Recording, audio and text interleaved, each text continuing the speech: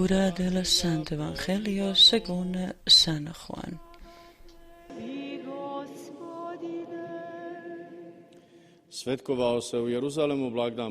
En aquel tiempo se celebraba en Jerusalén la fiesta de la dedicación del templo. Era invierno y Jesús se paseaba en el templo por el pórtico de Salomón. Los judíos rodeándolo le preguntaban: ¿Hasta cuándo nos vas a tener en suspenso? Si tú eres el Mesías, dínoslo francamente. Jesús les respondió: Os lo he dicho y no creéis. Las obras que yo hago en nombre de mi Padre, esas dan testimonio de mí, pero vosotros no creéis, porque no sois ovejas mías. Mis ovejas escuchan mi voz, y yo las conozco, y ellas me siguen, y yo les doy la vida eterna. No perecerán para siempre, y nadie las arrebatará de mi mano. Mi Padre, que me las ha dado, supera a todos, y nadie puede arrebatarlas de la mano de mi Padre. Yo y el Padre somos uno. Palabra del Señor.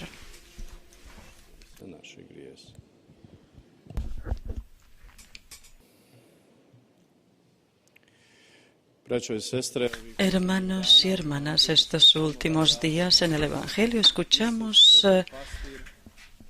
sobre Jesús, el buen pastor, y los fieles, las ovejas, que escuchan su voz.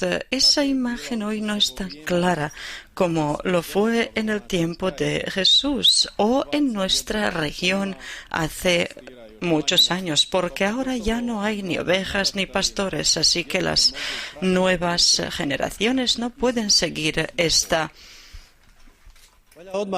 parábola y sacar de ella la enseñanza. Hay que decir que esta parábola no quiere decir que los fieles tienen que ser como las ovejas, es decir, que no piensen con su propia cabeza o que se les haga o fuerce a hacer algo contra su voluntad.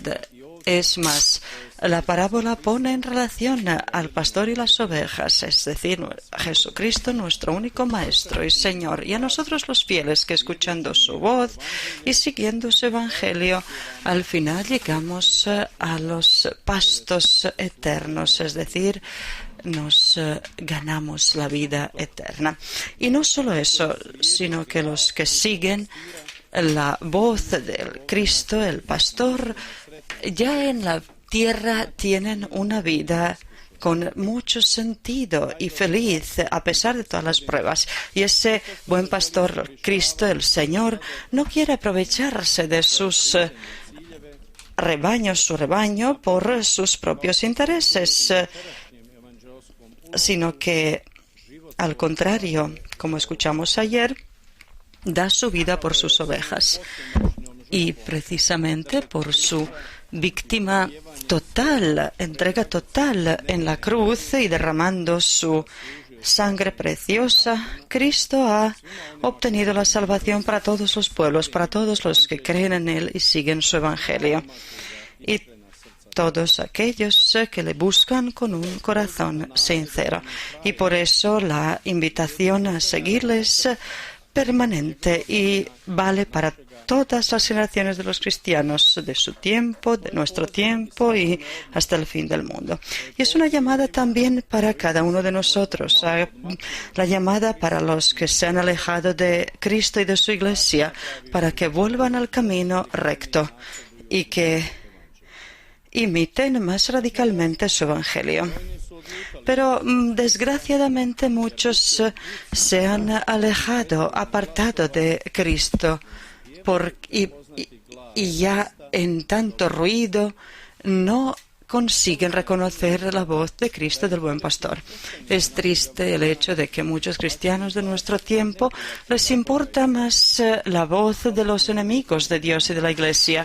Es triste ver que muchos fácilmente se alejan de la Iglesia por una propaganda muy ruidosa, anticristiana y anticlerical, que nos bombardea a diario.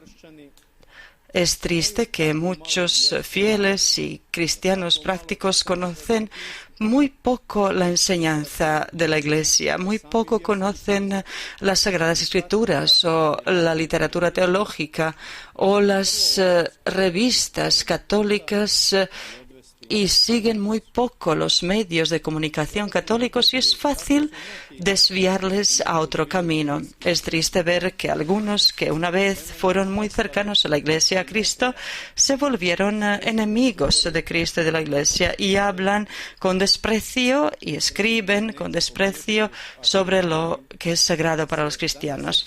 No me equivocaré si digo que hoy en Europa, una vez cristiana, no se siembra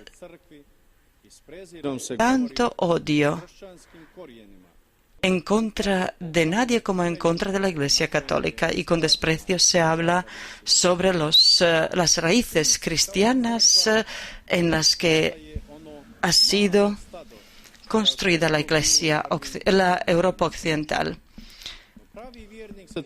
El verdadero fiel no debe asustarse de que la Iglesia ahora es un rebaño pequeño, sino que tiene que ser para él un estímulo para vivir su fe auténticamente y que esté orgulloso de sus raíces, sus fundamentos, cuya piedra angular es Jesucristo. ¿Y cómo se vivía esa fe en el primer siglo? Nos lo cuentan los Hechos de los Apóstoles de la primera lectura de hoy. La cuestión más grande era si había que anunciar el Evangelio a los paganos también, a los que no creían en un solo Dios, a los griegos y a otros, a los no judíos. Y esa idea circulaba por la primera comunidad cristiana. Tampoco los apóstoles estaban convencidos si el cristianismo había que salir del círculo judío, pero el mismo Dios mostró claramente que su Hijo Jesucristo, la salvación del mundo, la ha obtenido para todos los pueblos del mundo y no solo para los judíos. Recordemos la lectura de ayer de los Hechos de los Apóstoles, donde el mismo Espíritu de Dios le llevó a Pedro para anunciar el Evangelio y bautizar a los paganos y cómo el Espíritu Santo bajó sobre ellos. Esa era una señal clara de que el cristianismo tenía que difundirse entre los gentiles también. Y precisamente así esa hermosa buena nueva se ha hecho accesible, cercana a todos los pueblos del mundo y por eso nuestro pueblo croata en el siglo VII y VIII se ha hecho cristiano, de lo que estamos orgullosos y por lo que queremos aún hoy fortalecer nuestra fe en Cristo Señor y dar nuestra fidelidad al Papa. Lo mismo vale para otros pueblos cristianos de Europa y del mundo. Todos ellos recibieron la enseñanza salvífica del Evangelio y hoy deberían preservarla, cuidarla y con toda la decisión seguir adelante hacia la salvación eterna. Hermanos, hoy cuando reflexionamos sobre los comienzos de cómo se ha difundido la buena nueva entre los gentiles, no hay que olvidar que hoy también el Evangelio se anuncia a los gentiles, especialmente en África y otros lugares lejanos del mundo. Por eso hoy en nuestras oraciones ponemos a todos los misioneros del mundo para que el Señor les conceda la fortaleza y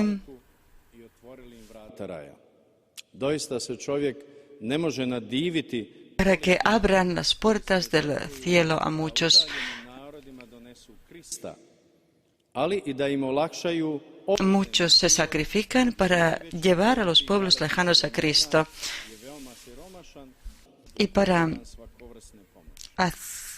facilitarles una vida más feliz aquí, porque muchos de esos pueblos son muy pobres Por eso todos nosotros deberíamos unirnos a esa obra maravillosa, misionera, con oraciones y otro tipo de ayuda.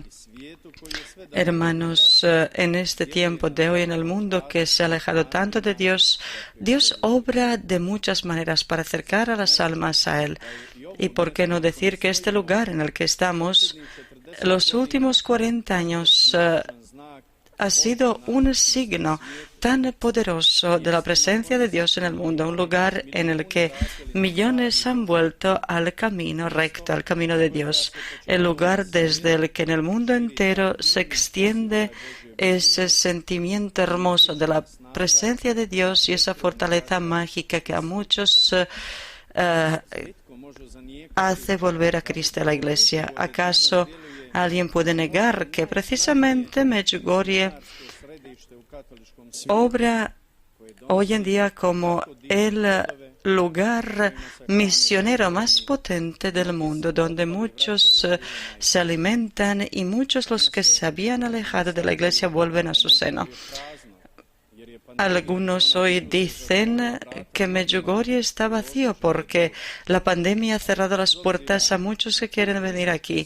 Pero a pesar de ese obstáculo físico, millones y millones en el mundo oran junto con nosotros en Medjugorje.